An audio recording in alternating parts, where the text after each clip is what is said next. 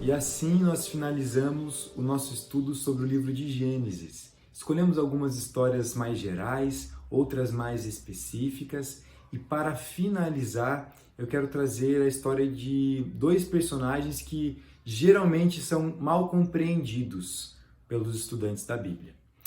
Mas eu quero deixar aqui, antes disso, um convite para você continuar acompanhando este canal, continuar acompanhando esse devocional diário chamado Perto de Deus. Essa primeira semana foi comigo, pastor Walid, e na próxima semana o professor Vinícius Mazaro vai trazer também ensinamentos maravilhosos para cada um de vocês. Hoje o nosso texto para reflexão está em Gênesis 21, versículo 17 e 18. Versículos 17 e 18, que diz o seguinte: Deus ouviu o choro do menino, e o anjo de Deus do céu chamou Agar e lhe disse: O que a aflige, Agar? Não tenha medo. Deus ouviu o menino chorar lá onde você o deixou. Versículo 18.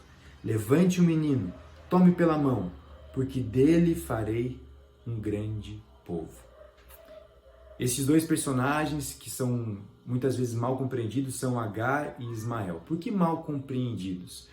Porque muitas pessoas acreditam que eles foram deixados de lado por Deus, que eles foram ignorados por Ele.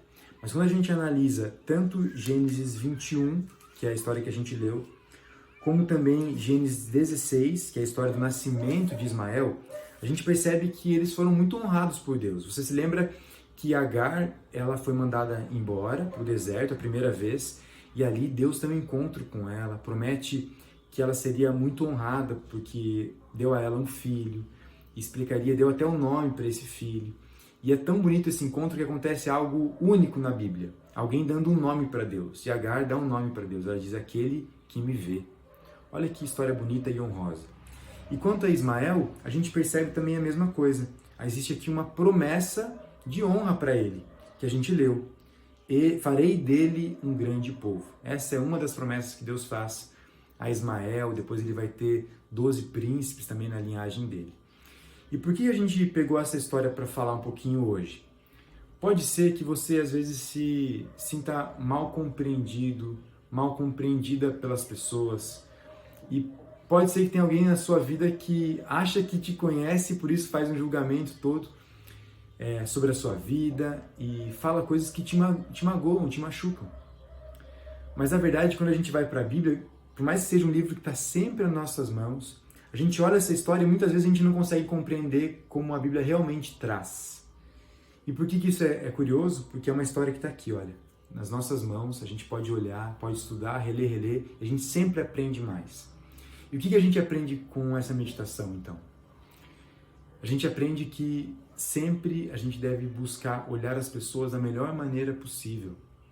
Claro que Agar teve erros na vida dela. A gente se lembra que Deus conversou sério ali com ela, dizendo assim: volte e se sujeite para sua senhora, Sara.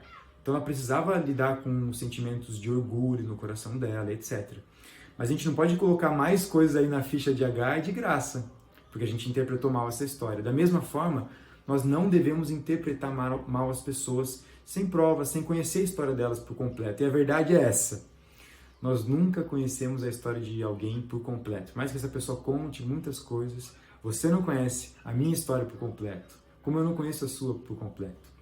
A única pessoa que nos conhece totalmente e sabe os nossos piores defeitos, as nossas maiores conquistas, e nos ama assim como nós somos, é Deus. Por isso que não cabe a nós o julgamento. O que cabe a nós é olhar para as pessoas e buscar sempre o melhor delas.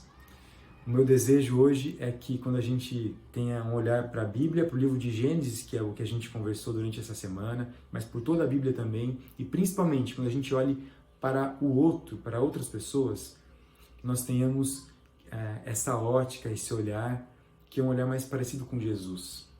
Que quando as pessoas têm um encontro comigo, com você, elas saiam, seja de onde for, numa sala, meio natureza, que elas saiam bem. Se elas estiverem chorando, que seja de alegria, de alívio, e não de dor e de mágoa. Esse é o meu desejo para a minha vida e eu espero que seja o desejo da sua vida também.